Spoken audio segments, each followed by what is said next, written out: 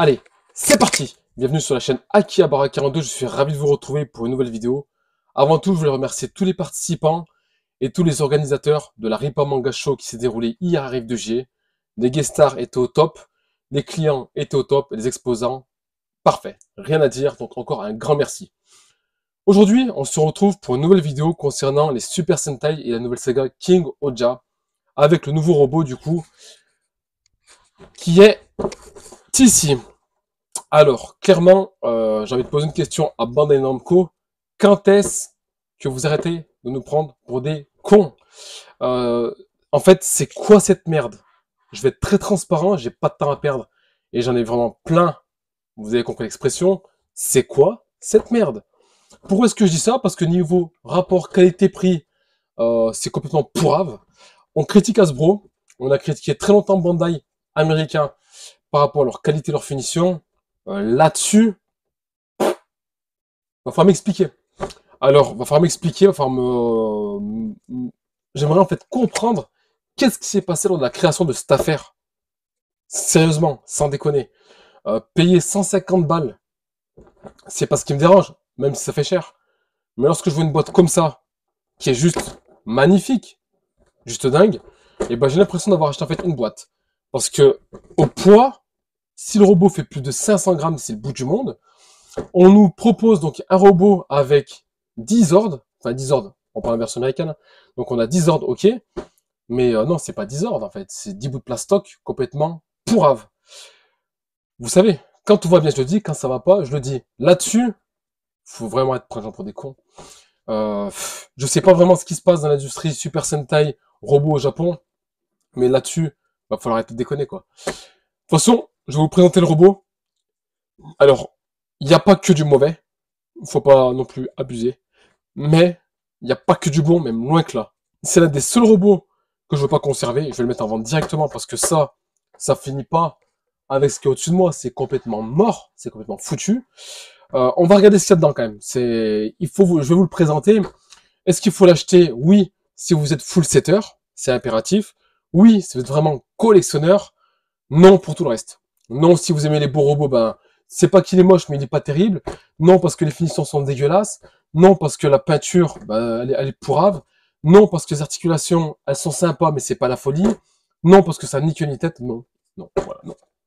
Un coup de gueule, ouais. Coup de gueule contre Bandai Namco, qui avait fait un Super Dawn Brother, qui est juste ici.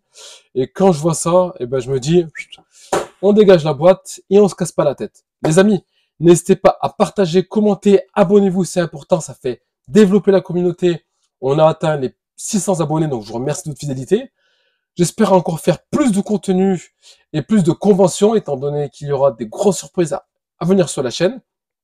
Très bientôt, un invité star que vous avez déjà vu à la télé qui va arriver chez Akihabara42 à la fin du mois pour une vidéo assez intéressante sur sa collection.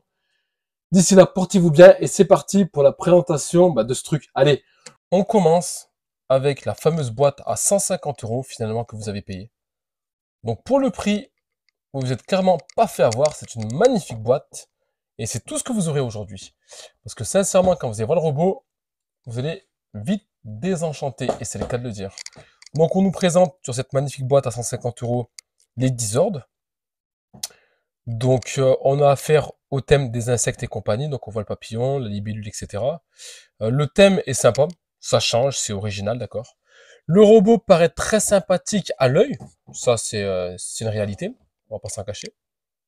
Et maintenant, on est parti pour la présentation des ordres et du robot. Avant de commencer, j'ai fait le choix de peser avec vous en direct, du coup on va le faire tout de suite. Donc j'ai pris une balance pour peser le poids des robots, pour vous expliquer un petit peu mon mécontentement, parce que c'est bien beau de critiquer, mais il faut savoir expliquer et se justifier. Donc, hop, on attaque avec... On va même... Pour vous montrer un petit peu. Donc là, on a 0, d'accord. Je vais prendre le papillon. Pour commencer, 39 grammes. Donc je vais rien à dire. Je vais vous laisser regarder. 10 grammes. Le bruit est complètement écouté. C'est cheap, hein. Mais cheap à plein pouvoir.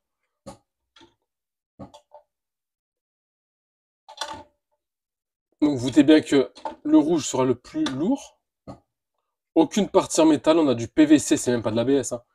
À ce niveau, c'est du PVC bas de gamme. Et là, on a le robot principal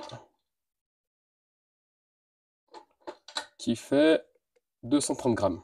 Voilà. Donc, on va poser la balance. Alors, on est parti. Du coup, on a pas mal de robots minables. Ça, c'est considéré comme un Zord. Là, on a une petite articulation. C'est complètement pourrave. Franchement, j'ai complètement les nerfs avec ça. La libellule, alors là, par contre, on a un effet assez dynamique, assez sympa. Le verre, très propre. Transparence, rien à dire. Articulation, donc là, ça passe. Là, ça passe un peu mieux. Connecteur, rien à dire aussi. Beau volume, ça passe. Papillon, pareil. Couleur sympa. Petite articulation, rien de bien fou, attention, regardez. Voilà, bien, mais bon, ça fait le taf. Ici, c'est cheap à... C'est une catastrophe, franchement. Peut-être qu'il tourne et puis voilà. Coccinelle. Voilà. Donc là, on a un petit peu d'articulation aussi, c'est pas mal du tout. Ouais, c'est pas mal, c'est pas mal, c'est pas bien, c'est... Et en fait, le seul qui a un intérêt, on va dire, minimal, il est là parce qu'effectivement, il est pourvu de quelques articulations. Mais c'est pas... C'est compliqué. Vous présentez un produit pareil, pour moi, c'est compliqué. C'est clairement le produit le plus merdique de tous les Super Sentai qui existent actuellement. Maintenant, on passe à la combinaison, à la transformation, et on se retrouve dans quelques minutes. Voilà, le robot est monté. Donc, on va regarder un petit peu ce qu'il en est. Le design, honnêtement, il n'est pas dégueulasse. C'est-à-dire que de loin, comme on le voit, c'est quand même assez sympa. On a de la couleur, de la tonalité. On a des articulations qui sont quand même assez sympas, donc là ils ont fait un effort. Que ce soit les bras ou les jambes, on peut le faire prendre plusieurs poses. Le design est vraiment très propre, enfin pas très propre, le design est sympa. Faut pas non plus dire n'importe quoi. Ok, à ce niveau pas de souci. Le robot fait 502 grammes au total. Donc là on sent une économie au niveau des PVC et compagnie incroyable. Donc déjà je suis pas fan, parce que j'ai l'impression d'avoir un Playmobil dans les mains. Deuxième chose, utiliser 3 ordres quasiment juste pour une arme, je vois pas l'intérêt. Quatrième chose, c'est vraiment du PVC trop cheap. C'est beaucoup trop cheap. Pour le prix demandé, ça fait trop jouer. Non, franchement, il est pas réussi, il est complètement pourrave, quoi. Non, je peux pas vous dire sincèrement qu'il est bien, alors que c'est vraiment un produit à déconseiller. L'avantage, l'avantage effectivement, c'est qu'il peut prendre des poses dynamiques, donc ça, moi, j'apprécie quand même. Ça change. C'est vrai que les Super Sentai en général, c'est pas fait pour prendre des grosses poses dynamiques, des DX. Là, on a un produit qui permet quand même de prendre des poses assez sympathiques, mais je suis quand même pas convaincu au niveau de la qualité, des finitions.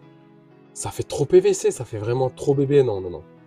Là, honnêtement, vraiment à conseiller uniquement aux très gros fans de Super Sentai, mais pour moi, ça explique pas le prix exorbitant importé en France, c'est-à-dire que il est vendu dans les 10 000 yens, je crois, au Japon. Actuellement, ça fait 70 €.